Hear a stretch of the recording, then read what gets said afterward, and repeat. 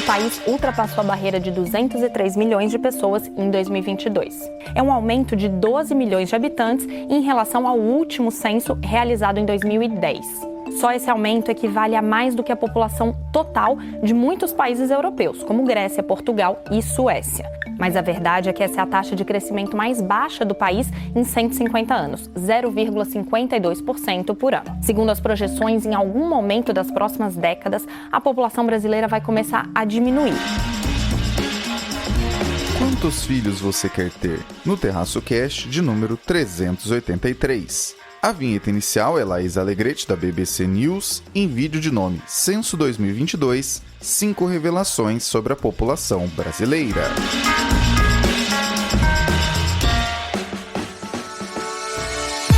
Uma coisa que eu nunca faço, e eu acho que é um grande erro, é você pensar como economista, você vai decidir o que é politicamente factível, o que é politicamente interessante. Eu nunca penso dessa maneira, eu digo o que eu penso e deixo as pessoas pegarem o que quiserem.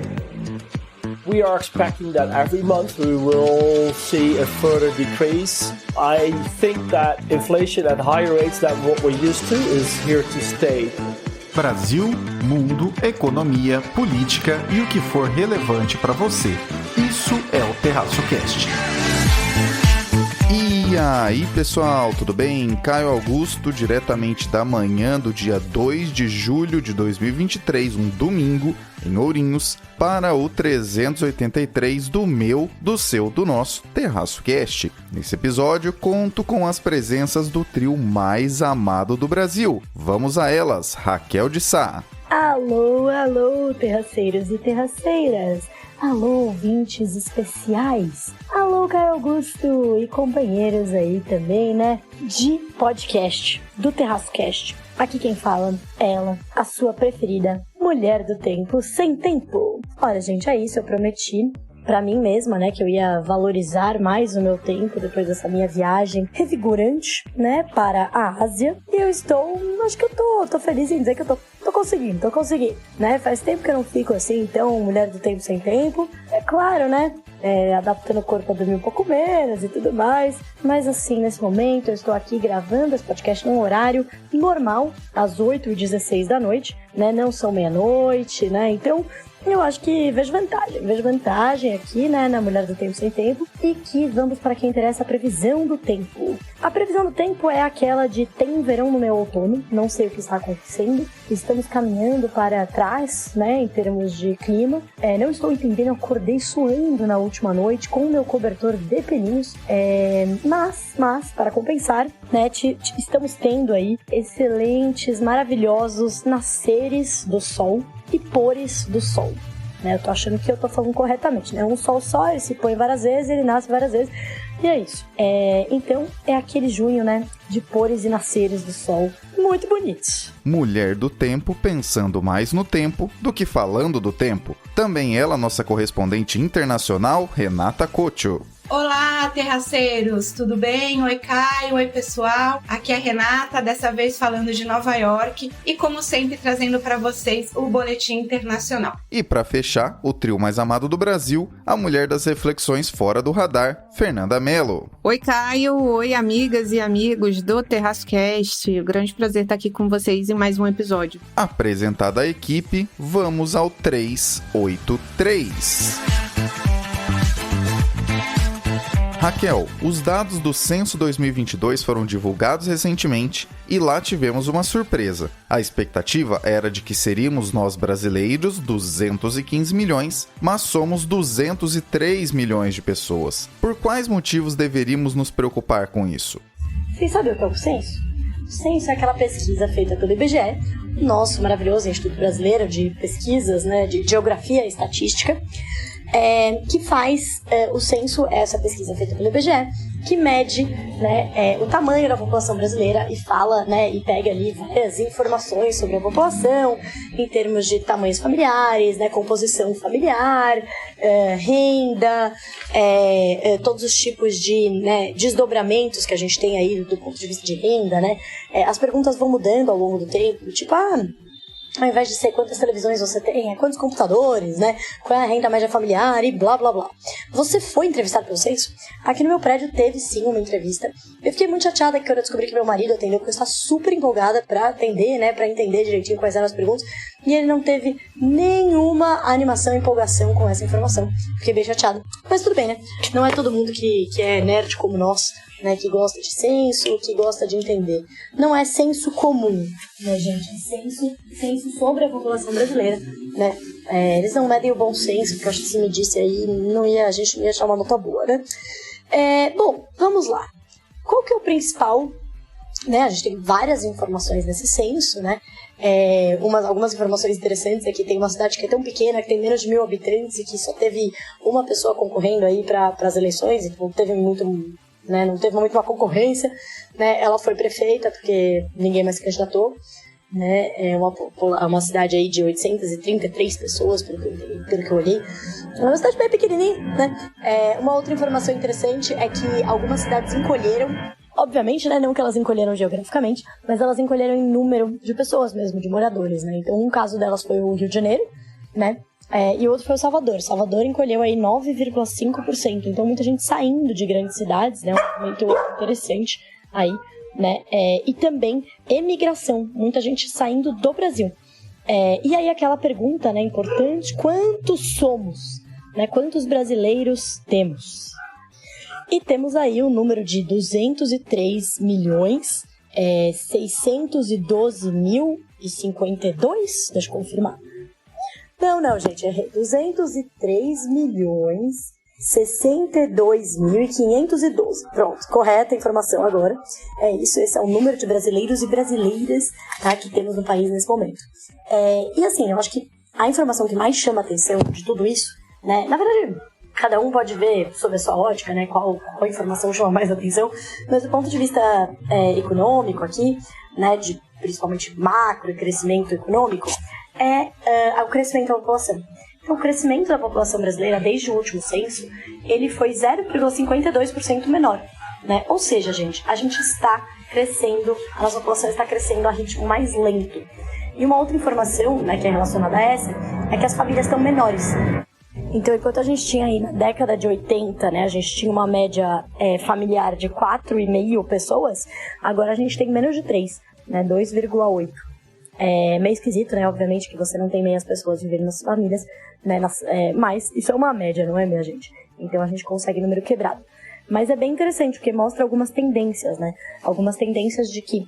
e que a gente tem visto, né? Eu, pelo menos, tenho muita curiosidade sobre esse assunto, então eu tenho visto muitas reportagens, sempre que eu vejo alguma coisa, eu leio, né, sobre famílias menores, pessoas tendo menos filhos, vários casais optando por não ter filhos, e várias pessoas, inclusive, optando por não casar, não juntar, não se relacionar.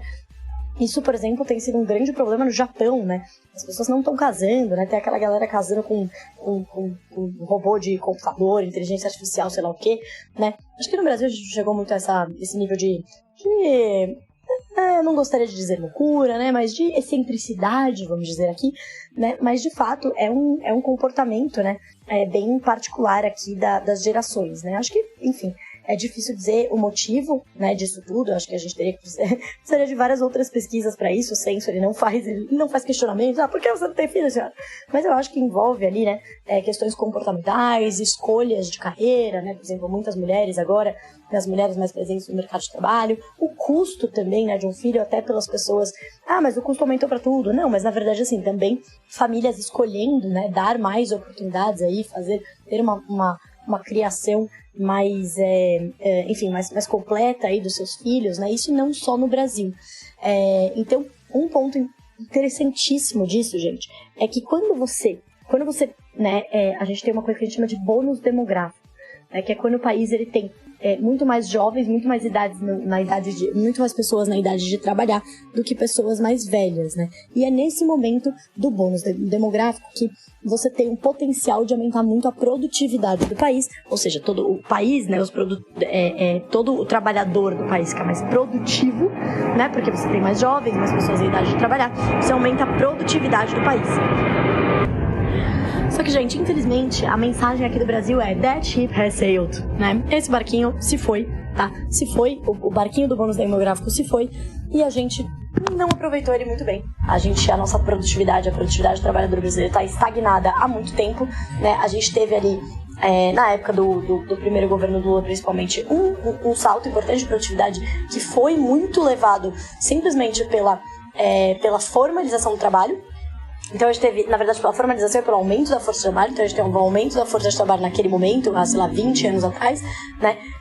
Que teve um boom de pessoas atingindo a idade de trabalho, né? E muitas delas foram entraram para o trabalho formal. O trabalho formal, ele tende a ser, na maioria das vezes, mais produtivo, né? Uma pessoa tem aí tem as horas pagas, né, direitinho, ela tem ali uma estrutura, né, então o trabalho formal, ele tende a ser mais produtivo e é isso que aconteceu. Só que desde então a gente não teve outros motivos de aumento de produtividade, então não foi pela melhora da educação, não foi pela melhora da infraestrutura, né, por que infraestrutura? Porque, se o trabalhador demora muito menos para chegar no trabalho, ele é mais produtivo, e assim vai, né, se o que ele produz demora muito menos para chegar, né, tem um modal de transporte mais inteligente, também é mais produtivo, e assim vai, né? Mas a verdade é que a gente perdeu esse boom demográfico, né? E o Brasil está envelhecendo, tá? Isso é bastante envelhecendo e não está crescendo. Então, se o Brasil estivesse envelhecendo, mas ainda crescendo a sua população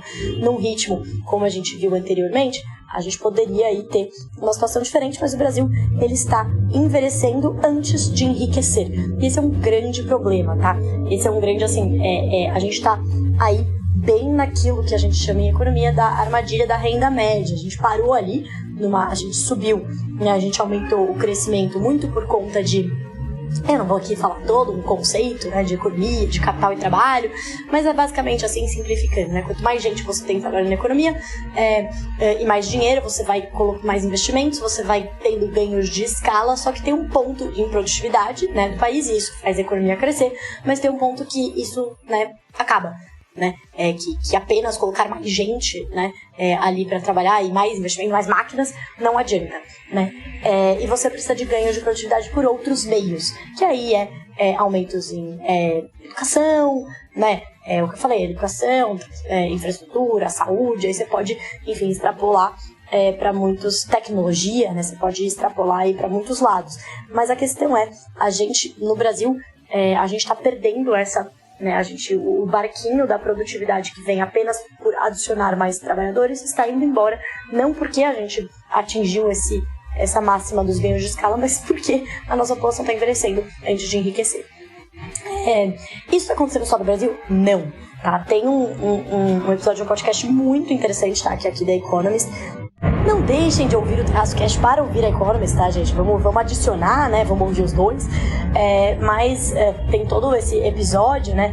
Que fala sobre como vários países do mundo estão com esse problema, né? Com o problema de uma estagnação da população, né? O que tem afetado bastante o crescimento de produtividade nos países, né?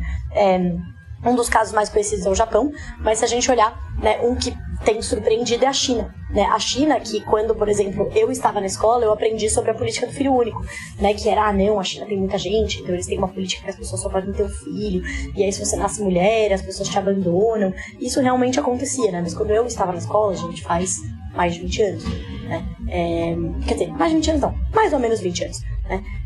Então, esse agora está numa situação completamente diferente. O governo chinês está estimulando as pessoas a terem filhos e por diversos motivos, né, que aqui eu mencionei, né, e que lá tem vários outros culturais, etc. Inclusive a política do filho único, né, e os resquícios dela é um deles. Eles não estão tendo filhos, né? Os casais estão diminuindo muito o número de filhos e a China também está perdendo parte desse boom demográfico. E esse é o problema que a gente está observando no mundo todo. Né? E aí vários especialistas apontam aí, por exemplo, o que eu falei, né? A questão da participação das mulheres no mercado de trabalho, né? Tem ali também uma questão até de igualdade de gênero, né? De deveres, porque muito se era aquela organização familiar tradicional de, 50 anos atrás, né? A mulher que ficava ali em casa cuidando do filho, o marido que saía, né, e voltava do trabalho e trazia, né, fazia ali o ganha-pão. E hoje as mulheres, né, por motivos muito justos, né, querem também, né, trabalhar e ter uma carreira e etc. Só que as políticas públicas da grande maioria dos países não acompanhou esse movimento, né, social. Então, por que eu digo políticas públicas? Porque você não tem, por exemplo, o Brasil é um grande exemplo disso, políticas que incentivam, por exemplo, né, a mulher a conseguir ser mãe e trabalhar ao mesmo tempo. Então, o que seria uma política pública dessa? Creches disponíveis para todos, né, com baixo custo ou sem custo, né, uma política, por exemplo, de licença parental, ao invés de ser licença maternidade. Alguns países têm, mas também são poucos por enquanto, né? Então, assim, você não tem incentivo nenhum para a mulher que está no mercado de trabalho para ela ter um filho, né? Na verdade, você tem diversos desincentivos, né? Você vai sair, você vai ter uma licença, talvez quando você volte você seja, né, substituída. Isso acontece em muitos lugares, né?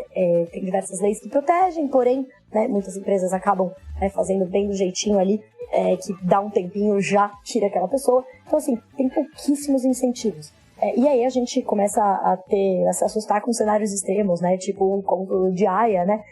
Que ali as mulheres acabam sendo obrigadas a voltar, num futuro, a voltar a ter aquele papel do passado, né? E aí a força muito pior, né? Enfim, pra quem não assistiu, vale aí a dica, né? Mas é bem assustador.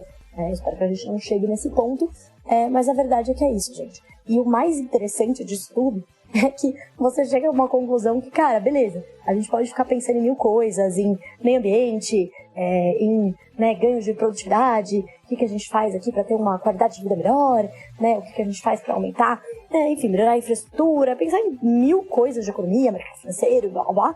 Se a gente não tiver filho, gente, acabou, né, já era. Então, né, de que a gente tá discutindo tudo isso se já era tudo em breve? Né? Então, obviamente, eu tô levando aqui para um extremo, até porque, ao mesmo tempo, quando a gente olha outros estudos, por exemplo, outro dia eu ouvi um que mostrava que a população mundial, ela tinha, enfim, crescido em X bilhões de habitantes, não vou levar o número agora, mas desde o ano 1 depois de Cristo, né, até 1927, tinha crescido X bilhões, a perspectiva é de que agora, até 2037, se eu não me engano, a gente vai crescer o mesmo número de pessoas, né? Que é loucura. Então, assim, mas da onde vai vir todas as pessoas? Eu tô falando que ninguém vai ter filho, né? Porque você tem países que estão ainda crescendo bastante, né? A exemplo da Índia e de Bangladesh, por exemplo, né? Então, tem outras regiões do mundo que estão aí ainda, né, com um crescimento vegetativo muito grande, que não é o caso do Brasil. Então, né, estamos naquele medo, né, naquele risco de envelhecer antes de enriquecer. Então, por exemplo, quando a gente olha, né, alguns exemplos que eu dei, como, por exemplo, Japão, Alemanha, Holanda, né, tudo isso, a gente está falando de países desenvolvidos, né? Eles não precisam contar com o crescimento, com o boom vegetativo para ter ganhos de produtividade, eles já estão numa escala de riqueza maior, né? Já a gente aqui está na armadilha da renda média, e a gente precisa sair disso com ganhos de tecnologia ou ganhos de produtividade, né? Enfim, a tecnologia gerando produtividade ou a produtividade vindo de um crescimento vegetativo. E a gente não tem esse. Então, teremos que olhar para a tecnologia e como a gente melhora isso aí, né? Educação, infraestrutura e etc, que aumentam a produtividade. Que não são ter mais filhinhos e botar eles aí no mercado de trabalho e depois migrá-los para o mercado de trabalho formal. Mas é claro, gente, também a conclusão não é vamos ter uma política de incentivo de ter um monte de filho e aí a gente vai aumentar a produtividade. Também não é assim, né? A gente precisa ter, como eu falei, até pela teoria, você tem um limite que você atinge só adicionando mais trabalhadores e mais investimento nesse sentido do capital, das máquinas, etc. Então tem um limite também. Mas é isso, pessoal. Perdemos o boom demográfico, ele se foi, ship has sailed, e, né, o que a gente vai precisar para retomar, né, essa população que quer ter filhos, né? Políticas públicas adequadas, né, e que façam sentido para uma sociedade moderna. Bônus demográfico é a situação em que um país vê mais pessoas entrando para a população economicamente ativa a cada ano e, no fim das contas, o PIB continua a crescer independente da produtividade. Tendo mais gente, você tem um PIB maior, não porque cada pessoa consegue entregar mais resultado de produção, mas porque cada nova pessoa irá somar ao todo daquela produção. Esse tipo de coisa começou a acontecer quando, ao mesmo tempo, tivemos uma média de natalidade alta com uma enorme redução da mortalidade infantil, em função de melhorias no campo sanitário como um todo. Veja que até agora não citei o Brasil, e não foi de propósito. Essa situação aconteceu globalmente, mais em algumas regiões, como por exemplo aqui no nosso país, e menos em outras, mas aconteceu de certa forma basicamente no mundo todo. O que esse dado recente do Censo 2022 traz de preocupante é o seguinte: como se esperavam 215 milhões de brasileiros e nos deparamos com 203, isso pode ter apontado para o triste fato de que o nosso bônus demográfico não está para acabar. Talvez já estejamos mesmo observando a reversão dele nesse exato momento. Os motivos podem ser os mais diversos possíveis para que as pessoas tenham menos filhos hoje, né? Inclusive na comunidade de economistas em algumas redes sociais, isso movimentou as discussões nos últimos dias. Mas o maior problema são as implicações que esse tipo de realidade traz. Sem esse impulso vindo do aumento populacional, como países como o Brasil sairão da renda média? Sim, sabemos que a resposta é produtividade, mas quais seriam os reais planos para destravar isso a longo prazo? E levando em conta que todos nós iremos, na média, viver mais anos, graças novamente a avanços no campo da saúde que tivemos felizmente nas últimas décadas, como será sustentada a estrutura de seguridade social para um país que tem uma quantidade cada vez maior de idosos para cada pessoa na população economicamente ativa? São muitas as perguntas e a pior sensação possível está no fato de que, mesmo diante de tanta coisa importante que precisa ser discutida, ficamos aqui no Brasil, em média, entre líderes populistas que mais se preocupam com o agradar de grupos políticos em específico ou até setores eternamente agraciados, como te contamos com detalhes no episódio 377, e, em nome de discursos inflamados que arrebatam multidões, seguem permitindo que nosso país continue em sua perigosa dança diante do abismo. Não se trata nem de fazer juízo de valor, do direcionamento político ou do espectro ideológico em que esses políticos se encaixam, até porque, nesse aspecto no Brasil, a coisa é ambidestra. Mas sim de pensar um pouco sobre como perdemos oportunidades com uma frequência triste e assustadora nesse país. Ou, como diz uma sabedoria conhecida, o Brasil não perde a oportunidade de perder uma oportunidade. No episódio 260, em que entrevistamos a Ode Cunha para falar sobre produtividade, com mais detalhes, um dado trazido por ele é relembrado nesse exato momento. Nas primeiras 2 décadas desse século, o crescimento médio do Brasil foi de 2% ao ano. E desse crescimento, 1,5% se referiu a aumento populacional e apenas 0,5% a aumento de produtividade. Levando em conta aspectos trazidos pela Raquel agora sobre como algumas coisas simplesmente não acontecem 2 vezes, por exemplo, um aumento forte da formalização no mercado de trabalho ou uma mudança grande de pessoas da zona rural para a zona urbana, a dura realidade é que deixamos mesmo um cavalo selado passar e ir embora, e esse cavalo chama-se bônus demográfico. A pergunta que não quer calar é a seguinte: quando começaremos a pensar em produtividade de maneira séria e impactante para as próximas gerações? O que o Censo 2022 trouxe como resposta é a seguinte coisa: produtividade deveria ser o único assunto a ser tratado, porque certamente é o mais relevante. Ah, e sobre as fontes que a Raquel recomendou em áudio, para quem quiser saber mais sobre essa discussão de demografia, que envolve censo e tudo mais, temos o podcast da Economist de nome Money Talks, The Baby Bust Blues, que fala sobre essa situação a nível global, e também o podcast O Assunto do G1 com Natuzaneri, de nome Censo, o impacto da população crescer menos. Ficam aí nossas 2 recomendações.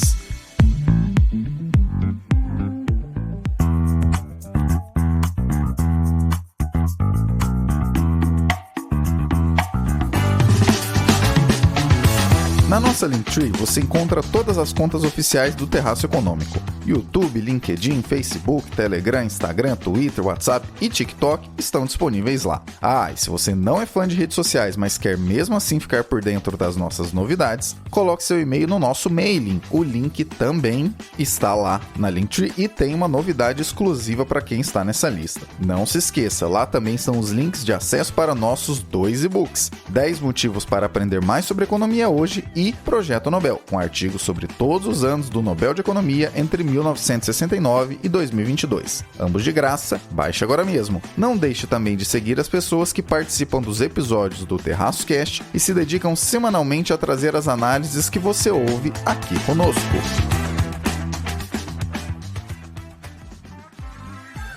Renata, traga para nós o Boletim Internacional. Então vamos lá com o nosso assunto de política monetária, só que não. A gente teve essa reunião, né, do Jerome Powell, da Christine Lagarde, do banqueiro central da Inglaterra, né, o Bailey, e também o Banco Central do Japão, que vocês vão me desculpar, mas eu esqueci o nome dele. Mas esses 4 banqueiros centrais, eles se reuniram em Sintra para conversar um pouco, né, da política monetária e também das expectativas deles de inflação e de crescimento, recessão, enfim, para esses países aí, Estados Unidos, a União Europeia, Inglaterra e Japão. O que a gente pode concluir aí do que eles falaram depois é que essa questão, né, do aumento de juros para conter a inflação ainda não acabou, infelizmente. Então todos eles meio que disseram, né, num tom parecido, né? O Jerome Powell, por exemplo, falou que apesar de ter suspendido por hora o aumento da taxa de juros, né, a gente comentou aqui a última reunião, o Fed não aumentou os juros, ele disse que não descarta que ainda está na mesa outros aumentos, inclusive aumentos subsequentes, se forem necessários para controlar a inflação. Como a gente já tem comentado aqui várias vezes, né, a economia americana ela dá sinais aí contraditórios, então a gente ainda tem um mercado de trabalho bastante aquecido, aumento de vagas vindo acima do que era expectativa, a inflação cedendo um pouco, mas ainda a economia ainda é aquecida nessa parte de emprego. Então a gente não sabe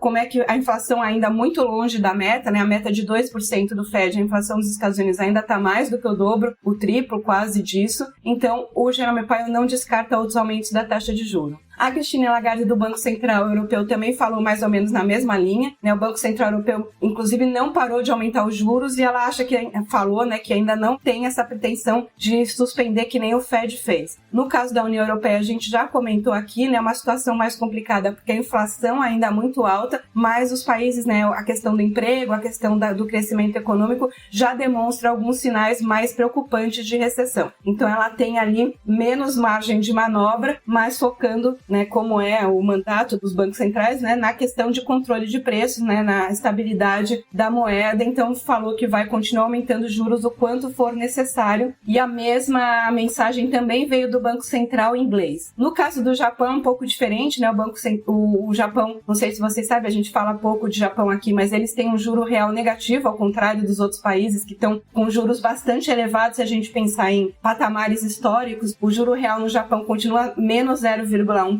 mas mesmo o Banco Central japonês falou que não descarta a possibilidade de mudar um pouco essa política monetária aí muito dovish, que a gente fala, né, muito liberal, né, eu não sei qual seria a palavra certa, mas expansionista, enfim, né, os juros muito baixos para estimular a economia, mas como a inflação no Japão também preocupa, o Banco Central japonês também não descarta mudar essa política. Então, no geral, né, eu acredito que a mensagem que fica dessa reunião dos banqueiros centrais é de que o problema ainda não acabou, que a gente ainda está com uma inflação muito alta no mundo inteiro e que eles aí estão dispostos a continuar aumentando os juros se isso for necessário ou quanto for necessário para conter esse aumento de preços globais. Tá bom? Era isso que eu tinha para falar para vocês, né? Um boletim internacional, mais uma vez, meio curtinho. Eu tô numa meio férias. Na verdade, eu queria ir pro Brasil, mas o meu passaporte ainda não saiu, né? A gente tem um problema enorme aqui no Departamento de Estado americano. A gente também teve, né, toda essa questão, né, do que a gente chegou a comentar aqui, né, de teto da dívida americana, de corte de gastos americanos. Então, várias agências dos Estados Unidos estão com corte de gastos ou com uma expectativa muito grande também de trabalho. No caso do Departamento de Estado, houve um aumento grande de demanda por passaporte por causa do fim da pandemia, e agora a gente está aqui também no começo das férias de verão, então mais gente quer o passaporte. Então eu tô nessa aqui meio presa nos Estados Unidos, porque eu não consigo sair. Na verdade, não é que eu não consigo sair, eu até consigo sair e entrar no Brasil com o meu passaporte brasileiro, mas infelizmente eu não conseguiria voltar para cá, e aí isso é um problema, porque tenho 3 filhas aqui, então não dá simplesmente para viajar e falar, se não chegar o passaporte, paciência. Modéstia à parte, se você acompanha esse glorioso podcast há tempo suficiente, já sabia o que eventualmente surpreendeu algumas partes do mundo durante esse encontro de banqueiros centrais que a Renata acabou de comentar. Em episódios como o 356, o 364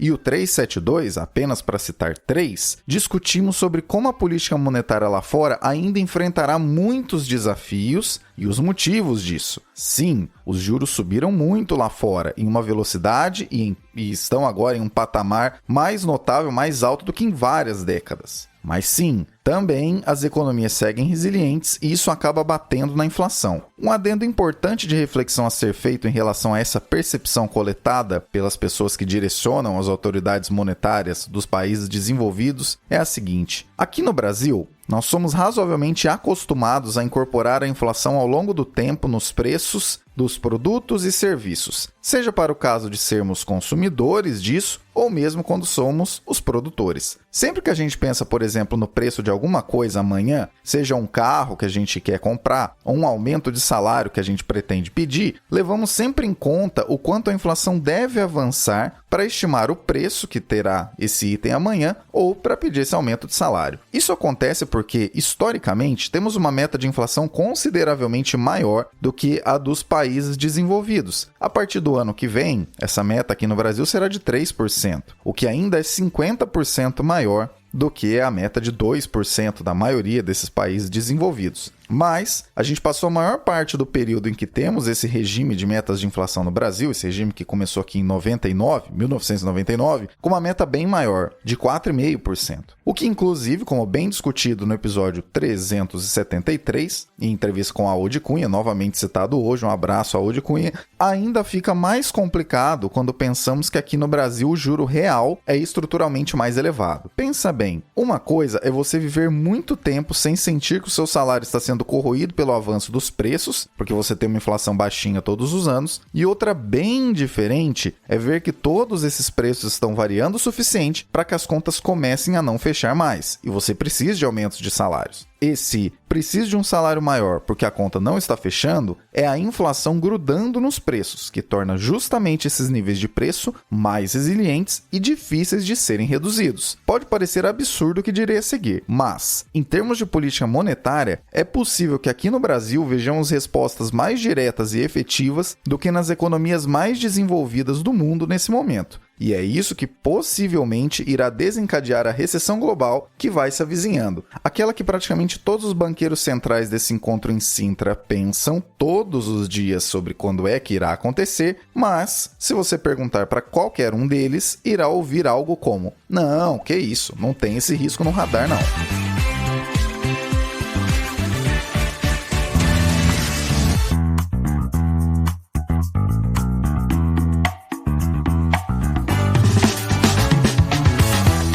Terraço Econômico pode ser parceiro da sua marca através da geração de conteúdos, texto, vídeo, áudio, posts de divulgação e demais tipos de parceria. Já pensou em ter um conteúdo nosso associado à sua marca e sendo apresentado a centenas de milhares de pessoas que nos acompanham todos os anos? Confira na nossa Linktree o item Contrate o Terraço e nos chame porque juntos faremos acontecer. Fernanda, poucos episódios atrás falávamos da Nvidia chegando ao clube do trilhão, mas algumas tensões entre Estados Unidos e China podem mudar esse cenário. Conta mais sobre isso. A gente vinha falando há um tempo sobre como eram promissoras as ações de empresas de chips semicondutores, dado que todo o nosso futuro tecnológico parece que vai depender dos chips semicondutores. E aí, na quarta-feira, as ações da Nvidia caíram de 418 para 405 dólares. Não só da Nvidia, da AMD também. E essa queda foi logo após o governo americano anunciar que estava avaliando mais restrições à exportação desses chips dos Estados Unidos para a China, justamente o tipo de chip que alimenta os modelos de inteligência artificial. A Nvidia já teve que driblar essas restrições de exportação e ela resolveu isso construindo um chip inferior, especialmente para atender o mercado chinês. Mas agora, com esses novos controles, até mesmo esse chip de especificação inferior, o A800, mesmo esse estaria restrito à exportação. Isso porque essa competição entre Estados Unidos e China vem crescido cada vez mais e responde a uma ideia de ameaça à segurança nacional enfrentada pelos Estados Unidos. Nesse cenário, os controles rígidos de exportação de chips provavelmente aumentariam ainda mais com essa crescente das tensões comerciais entre os dois países. Para vocês terem uma ideia, no início da década de 2010, a Nvidia começou começou a ouvir rumores, né, de estudantes que estavam usando as unidades de processamento gráfico, os GPUs da NVIDIA, para algo diferente de gráficos. Eu acho que eu já contei essa história aqui, mas é interessante a gente retomar para entender o crescimento, porque os GPUs, né, essas unidades de processamento gráfico, foram projetadas para funcionar de maneira diferente das CPUs, que eram o padrão da Intel e da AMD, que são infinitamente flexíveis, mas executam os cálculos um após o outro. E as GPUs, que são a da NVIDIA, por outro lado, são projetadas para executar várias iterações do mesmo cálculo ao mesmo tempo. Esse tipo de processamento paralelo, digamos assim, ficou muito claro e tinha usos além do controle de pixels das imagens em jogos de computador. Também poderia treinar sistemas de inteligência artificial com mais eficiência, e onde uma CPU alimentaria um algoritmo com muitos dados, um após o outro, uma GPU poderia processar vários dados simultaneamente. Essa é a ideia de eficiência esperada com os chips da NVIDIA. Então, para aprender a reconhecer imagem de gatos, por exemplo, uma CPU processaria pixel após pixel, enquanto uma GPU poderia olhar muitos pixels de uma vez só. Assim, o tempo necessário para treinar um computador para reconhecer uma foto fofa de um gatinho diminuiu drasticamente. Então, a NVIDIA apostou o seu futuro na inteligência artificial. Desde a sua fundação, a NVIDIA terceirizou a fabricação, em grande parte para a TSMC, lá de Taiwan, e concentrou incansavelmente em projetar novas gerações de GPUs e lançar melhorias na sua linguagem de programação especial, que simplificaria a criação de programas que usam os chips da NVIDIA. Como os investidores apostam que os data centers vão exigir cada vez mais GPUs, a NVIDIA se tornou a empresa de semicondutores mais valiosa da internet. Então, se a capacidade de armazenamento precisa crescer e para crescer precisa de GPUs, né, acontece uma corrida por chips, né? A gente fala que há quanto tempo de escassez de chips? Há muito. E aí, as ações tiveram uma queda por conta das tensões na quarta-feira, mas já fecharam na sexta-feira, custando $423. E aí é que tá. A gente se pergunta se existe uma bolha ou não. O professor Damodaran, conhecido por seu grande nome aí em avaliar o valor justo das empresas, o famoso valuation, ele é autor do livro mais lido do assunto. Ele tinha ações da NVIDIA desde 2018. E como todo mundo feliz com a valorização de um ativo na carteira de renda variável, ele se perguntou se ainda existia potencial de valorização ou se estava na hora de vender. Acontece o seguinte: qual é o cenário que nós temos? A NVIDIA investiu pesado na última década, gerando 65 centavos de receita para cada dólar investido, e esse foi o resultado em 2022. E o professor Damodaran disse que, dada a escala maior da empresa agora, com o retorno de investimentos anteriores que foram feitos, isso aumentaria a receita, que se aproximaria do restante da indústria global, que traz aí $1,15 em receita para cada dólar de capital investido. O risco que ele estimou foi o custo de capital da NVIDIA com base na sua exposição geográfica. A gente tem essas questões como Taiwan e etc. E a taxa de endividamento muito baixa, em 13%.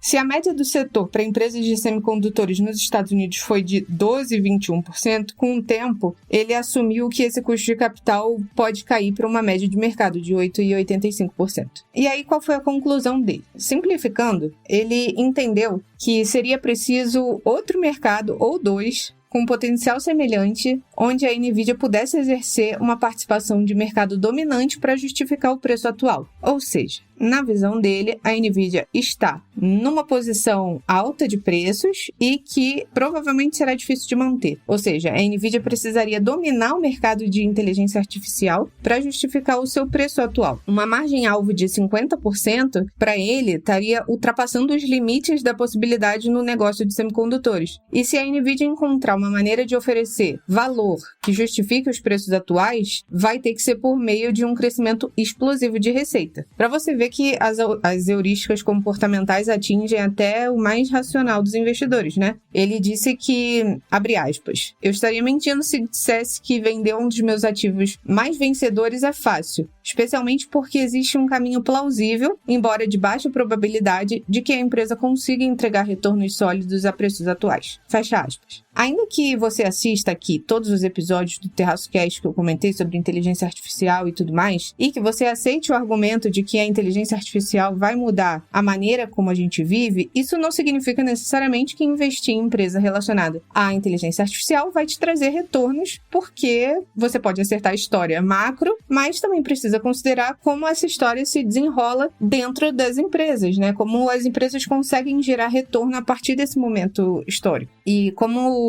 sociedade, né, a nossa interação, não está muito claro se a inteligência artificial vai adicionar benefício, né, se a nossa vida vai ficar melhor ou pior, já que toda essa mudança tecnológica parece trazer consequências não intencionais, e aí muito se discute sobre a regulamentação disso, sobre os efeitos incontroláveis dessa tecnologia nova. Então, assim, é complicado estimar qual vai ser a rentabilidade, né, o ganho possível de uma empresa num futuro que a gente não entende os benefícios. Inclusive, eu tô lendo aqui, eu deixo de indicação para fechar o episódio, o livro que eu tô lendo, comentei com o Caio, né, é o novo livro do Acemoglu, o mesmo autor daquele famoso Porque as Nações Fracassam. Ele lançou agora, em maio desse ano, em maio de 2023, ele lançou o Power and Progress, que até onde eu li, eu ainda tô lendo, né? Se trata do avanço tecnológico e o domínio do poder dessa capacidade na mão de poucas pessoas. E aí, eu tô lendo ainda para dar minha opinião, eu valorizo muito o tempo aqui da audiência para recomendar alguma coisa, mas eu posso dizer que tá sendo bem boa a reflexão do livro, dado o nosso cenário atual de Big Techs e grandes personalidades por trás dessas grandes empresas. E o livro é de maio desse ano, então ainda só tem em inglês, mas já está na Amazon. Um dia de queda no mercado acionário não significa necessariamente o estouro de uma bolha ou algo do tipo, mas não foi isso que motivou essa oscilação da Nvidia vir parar aqui no Terraço Cast, apesar do fato de que, sob os olhos de quem observa o valor dos negócios, como o Papa do Valuation, o Damodaran, não exista tanta sustentabilidade assim em continuar esse crescimento notável que veio acontecendo nos últimos tempos. Em primeiro lugar, se você quiser saber mais sobre como a Nvidia chegou ao Clube do Trilhão e o que significa esse Clube do Trilhão, recomendamos o episódio de número 378. Foi a Fernanda mesmo que explicou sobre essa questão. E em segundo, para além dos aspectos todos de reshoring e nearshoring que te contamos há vários episódios, outro ponto que vale ser ressaltado é o que acontece na chamada engenharia reversa, muito colocada em prática pela China durante décadas. Esse tipo de restrição apontada pelo governo Biden não seria para prejudicar a China de acessar semicondutores ou alguma coisa do tipo, mas sim uma tentativa de evitar que, por meio desse vamos abrir, desmontar e descobrir como é que a gente faz isso aqui, que seria uma explicação livre e mais simplificada para o que seria engenharia reversa, a ideia do Biden seria evitar que produtores chineses consigam dominar uma tecnologia que hoje está na crista da onda sobre o que poderá ser chamado de produtividade no futuro. De maneira simplificada, decisões que restringam empresas como a Nvidia de acessar mercados maiores acabam sim contribuindo para a não continuidade desse crescimento enorme verificado nas ações da empresa recentemente. Até porque, como contado pela Fer sobre a análise do Damodaran, essa sustentabilidade, essa continuidade desse crescimento forte aí no preço das ações, demandaria uma explosão de receitas. E se o mercado ficar mais restrito, não é isso que irá acontecer. E de modo mais amplo, temos aqui mais um efeito do que um mundo em que isolacionismos conseguem mais espaço do que integrações produtivas globais conseguem entregar em termos de crescimento econômico. E é claro, não se esqueça jamais que crescimento econômico é nada mais, nada menos que um agregado enorme de empresas e pessoas que estão procurando aumentar seus mercados e sua capacidade de entregar valor. Então, sim, temos nesse caso da Nvidia, por mais incrível que pareça a princípio, um exemplo claro de como restrições ao comércio global, independente do juízo de valor que você tenha sobre as causas que originaram essas restrições, conseguem, no fim do dia, deixar o mundo mais caro, menos produtivo e com um crescimento de PIB que seja muito menos exuberante do que o que verificamos da queda do Muro de Berlim até o início da pandemia. E sobre a indicação que a Fer fez do livro do Acemoglu, nosso DiCaprio do Nobel de Economia, ainda irá ganhar, temos esperança. Mais adiante deve chegar em português esse livro para ficar mais acessível e trazer essa discussão tão importante para cá. Fato é que, como sempre discutimos aqui, para além de intenções políticas e eleitorais de vamos proteger o mundo de não sei o que, lembrem-se que as eleições presidenciais nos Estados Unidos acontecem no próximo ano e que o Biden estará concorrendo. Certamente ele lembrará dessas restrições que foram colocadas agora no período eleitoral. Para além de tudo isso, existem muitos aspectos importantes a serem discutidos nesse mundo que está optando mais por vamos fazer em casa do que vamos nos integrar ao mundo e buscar valor nisso.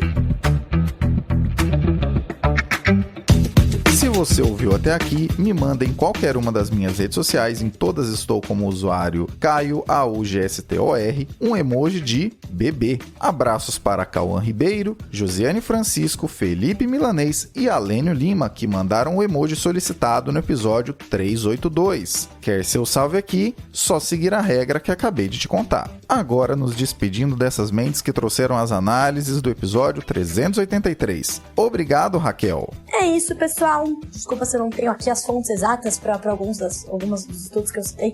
Eu vou dar uma procurada, né? Passo aí pro nosso querido Caio Augusto, tá? Mas escutem esse podcast aí da Economist, que é muito bom. Vai ter uma verdadeira aula sobre esse tema. Acho que aqui eu consegui dar uma pincelada, né, uma introduzida nesse assunto, que é algo que eu tenho bastante interesse. Então é isso, gente. Tá aí o censo. E um detalhe importante. O censo, ele era para ter sido feito já há 2 anos atrás, mas primeiro por conta da pandemia ele não foi feito, e depois ele não foi feito por conta de problemas no orçamento, né? Basicamente falta de dinheiro. E aí, por que ele é também, eu esqueci de um detalhe importantíssimo, tá? Por que ele é tão importante, né? Porque, cara, com base, se você não tem uma noção de quem é a sua população, né? Onde está a população mais pobre, né? Qual que é a estrutura das famílias, etc., você não consegue montar políticas públicas. Então, eu dei um exemplo, né, de políticas públicas que estariam olhando aí para, né, tentar reverter essa redução do crescimento populacional.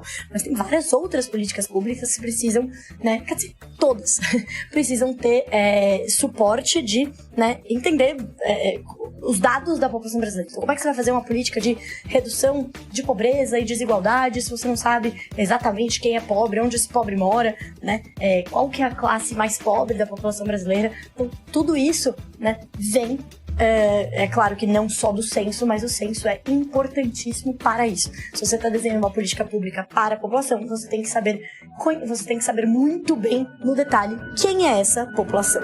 Então, nessa nota, é isso. Me despeço. Até semana que vem. Claro, esse ponto que você trouxe agora é também muito relevante. Políticas públicas são definidas e melhor calibradas com base em censos. Adicionalmente, outro item que costuma melhorar em termos de acurácia em função de censos são as pesquisas eleitorais. Será que elas ficarão mais acertadas de agora em diante? Obrigado, Renata. É isso, um beijo, Caio, um beijo todo mundo e até semana que vem. E também, obrigado, Fernanda. Valeu, Caio. Hey, Raquel, é um prazer estar com vocês todas as semanas. E faz o que? Umas 2 semanas que eu não mandava abraço pra ninguém, porque eu me perdi nas mensagens. Então, vão aqui meus abraços devidos para os nossos terraceiros Diogo Dias Fernandes, o Kelvin Santos e para o Cauã Ribeiro. E deixo aqui o convite, se você quer receber um grande beijo, abraço e um salve do time do Terraço, você pode me mandar lá no Instagram, @sigafefa, manda o horário que você ouviu esse episódio. E aí eu vou saber que você veio aqui pelo Terraço Cast. E na semana que vem a gente se fala. Grande abraço, pessoal! Nem me fala disso de se perder nas mensagens, Fira. Aqui já mandei os salves com delay, admito, não é uma coisa muito bacana, mas de fato admito. Mas já dizia aquela velha sabedoria, antes tarde do que mais tarde. Importante sempre relembrar, estamos abertos para feedbacks de qualquer natureza, tanto nas redes do Terraço Econômico quanto nas das pessoas que deste podcast participam. Fica a dica. Gostou do que ouviu? Manda para alguém e vamos aumentar a base de pessoas que ouvem este glorioso podcast. Afinal de contas, é para você que nos ouve que produzimos tudo isso. Abraço pelas ondas sonoras, até o próximo episódio.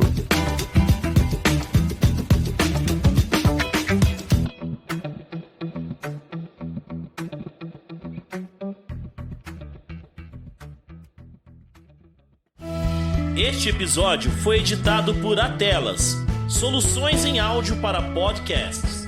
Encontre a Atelas nas redes sociais. É só buscar por @AtelasEdição.